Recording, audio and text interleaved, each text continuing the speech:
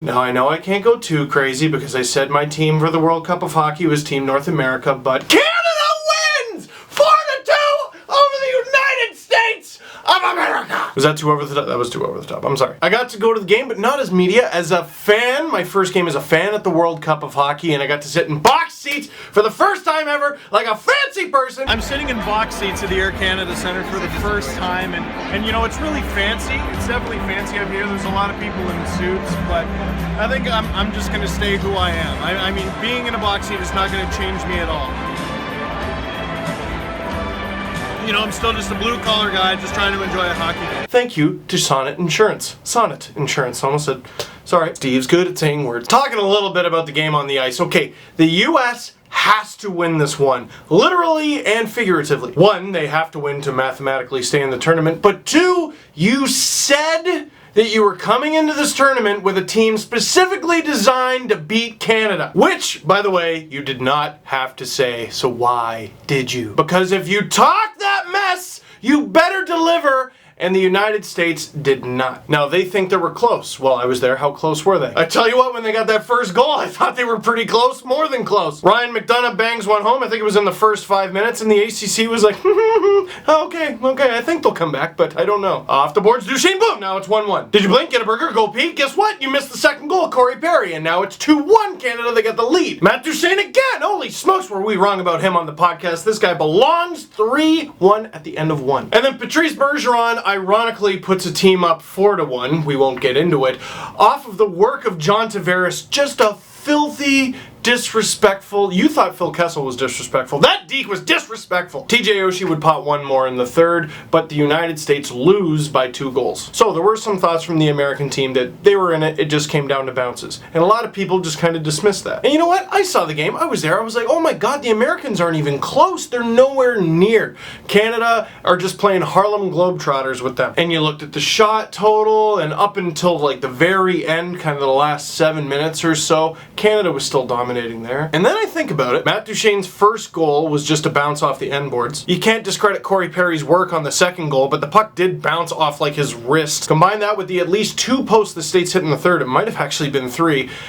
They might have a point. But if ifs and buts were candy and nuts, you wouldn't be eliminated, and that's embarrassing for the United States. The penalties, by the way, were 6 minutes to 6 minutes, so Ryan Kessler before the game saying, I hope the refs let the players play. That didn't really come into play. Also, yeah, there are definitely times where refs go overboard, but the term let the players play is kind of annoying because, yeah, they are letting the players play within the rules. Stop hooking and holding that guy. Let the player play. Of course you think that, blogger boy. What would you know? You didn't even hashtag play the game. All right, well then take it up with hockey then. Take it up with hockey. Talk to the Emperor of Hockey, Gary Bettman, or whoever you need to talk to, and get hooking taken out of the game, or interference taken out of the game, or holding taken out of the game, or cross-checking taken out of the game. Hockey has penalties, I'm sorry. But of course, stealing the show, a man who wasn't even there, and that's why he stole the show, Phil Kessel. Here's a screen cap from a friend because I'm blocked. Why, Phil? I love you so much. Phil Kessel single-handedly reversing global warming with all this shade. Just sitting around the house tonight with my dog. Felt like I should be doing something important. Oh, no, sorry, I gotta do this like Phil. Just sitting around the house with my dog, right? Felt like you should be doing something important, right? But couldn't put my finger on it, you know? Phil Kessel or Norm Macdonald? Anyway, okay, there's a lot of things being said. Let's find somewhere in the middle. David Backus said the tweet was distasteful and aggravating. All right, well, let's start with the second one. Aggravating, yeah, point proven. Distasteful? Yeah. I highly doubt Phil Kessel was going after his former Team USA teammates. I highly doubt he was going after the players on the team, or even Coach John Tortorella. I don't know. But he was going after the program that didn't name him to the team. And I mean, it's disrespectful, for sure. Like, guys, you can't deny that that's not disrespectful. On the other hand, yeah, that's exactly what Phil Kessel meant to be. He was just being cheeky. I don't know if it was that brash, but he is making fun of them for not naming him to the team. Backus also said those comments don't get lost in the fray. They will be remembered. And Backus is absolutely right. He's 100% right. The players on that team are not going to forget it. I wonder how many messages Kessel got from players on that team today.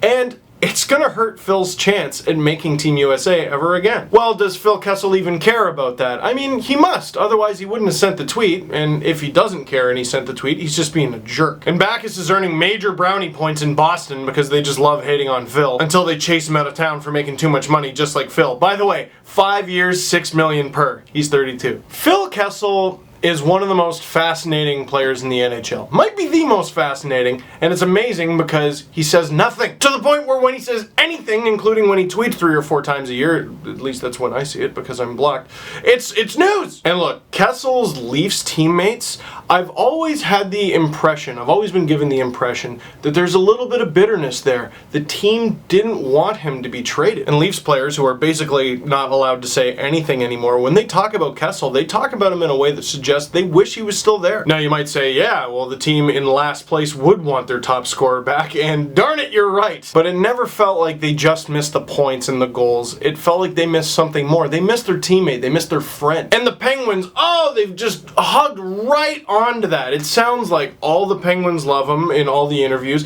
They go out of their way to address the Phil Kessel is a Stanley Cup champion thing. The Penguins social media has been doing it all summer long. There's something about this guy that's infectious and people love. And I would love to just leave it there, but I've just heard too much, guys. I've just heard too much from people. Little whispers here and there. Something about this guy rubs some people, not all, but some people the wrong way. And none of them really do a good job of explaining it, but something about it. And it's enough people that I don't think I can totally dismiss it. And there was another player comment from Zach Parise. Didn't Phil have surgery? Don't think he could even play. Anyway, his tweet didn't really make sense. And I saw a lot of people going, yeah, he had the surgery because he wasn't named to Team USA. And I'm like, yeah, exactly. And then I thought, well, no one has surgery, like medical surgery on an injury, because they don't need it. But I will say this. I think Team USA should be thanking Phil Kessel this morning. Because the #1 story is Kessel. Not that it only took 2 games for the United States to be eliminated on an international scale. Not that they lost to a team that they were specifically designed to beat. Not that John Tortorella didn't even speak to the media. Yeah, like, way to jump on the grenade there, John. It's Phil. And maybe this is just a bleeding heart way to look at it. Does anyone else feel a little bad for John Tortorella? We were all rooting against him. We all thought he was crazy. And then he lost. Part of me, just a little movie-loving part of me, wanted them to win that game. It would have made the tournament even more exciting than it has been already. And now we get the USA versus the Czech Republic, which is the tournament's first and only completely meaningless game. And I wonder why all this talk about Canada and having to beat Canada. And then I think, but it's amazing for the game. Doesn't it get us all up for that game? Who was not excited for that game? I would say the only problem there, and this is Team USA's problem, not mine, his job is to coach Team USA, not sell the game. You know what sells the game? Winning. And that should be the #1 story today, the potential of Team USA cleaning house. Moving on from cleaning house to bringing the house down, shout out to Swedish fans, man. There's been a huge Finnish contingent as well, but the Swedish fans were going insane outside of the Air Canada Centre after their victory over Finland, and they brought the Air Canada Centre to life during the Canada-USA game. It really showed like how boring we are. I'm in this arena of like, what, 19,000 people, something like that, and all it took was 3